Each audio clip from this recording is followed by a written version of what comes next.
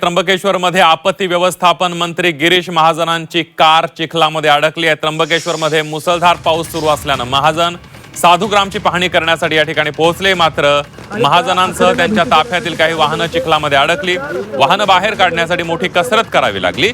गिरीश महाजन यांनी स्वतः ड्रायव्हिंग सीटवर बसत कार चिखलातून बाहेर काढलेली आहे।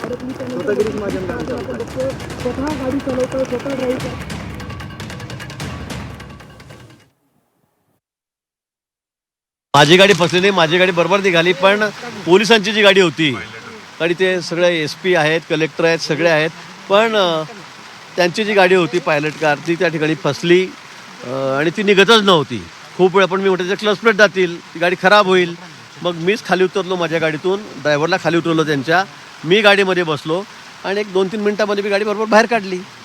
पोलिसांवर आलेली आपत्ती दूर केली, पण ड्रायव्हिंग मिस केलं. मग मी काढली, लोटून नाही काढले, मी ड्रायव्हरला बसलो, सगळ्यांना बाजूला उभं केलं आणि मग मी थोडंसं माझ्या स्किलने मागे पुढे करून ती बरोबर लगेच 2-3 मिनिटांमध्ये मी काढली।